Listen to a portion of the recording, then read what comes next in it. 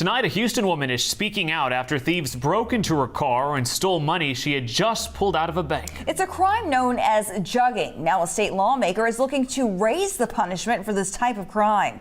It's something we've seen over and over again across the Houston area.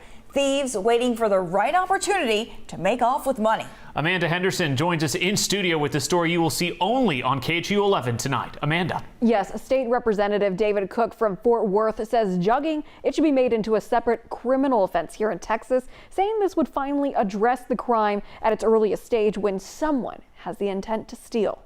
The past week has been a whirlwind for Houston local Katherine. Just that I'm praying for them, and it's not the right thing to do. Katherine says last Monday she was the victim of a jugging incident.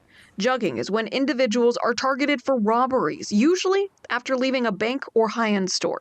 In Katherine's case, she had just pulled cash from this Chase Bank off West Gray before driving a few minutes to her church, St. Anne. I thought I was going to be in there for, less than 5 minutes. In that time, someone managed to smash open her driver's side window, running off with $1,000 cash.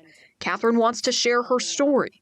It hopes it might help someone else. And I think that it's very possible for whoever committed this crime to be found, and I would hope that the police will take this very seriously. In 2023, Houston police formed a task force to take on the issue of jugging. It's the responsibility of our elected officials and the police to prioritize this to stop it from happening. Nearly 2 years later, Texas legislator David Cook from Fort Worth has introduced a bill to make jugging a specific criminal offense. If passed into law, House Bill 1902 will classify the crime as a state jail felony. If a robbery or burglary takes place, charges could range from a third-degree felony to a first-degree felony, depending on if there's violence involved. State Representative Cook says in part this looks to give law enforcement a clear framework to crack down on jugging before it leads to serious injury or loss of life.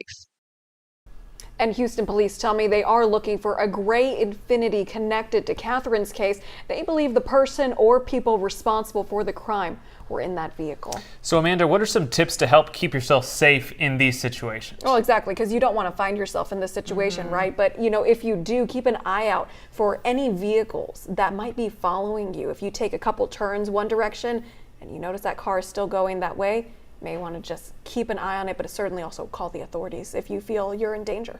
Yeah, you definitely never want to handle that on your own. Exactly. All right, thank you so much, Amanda.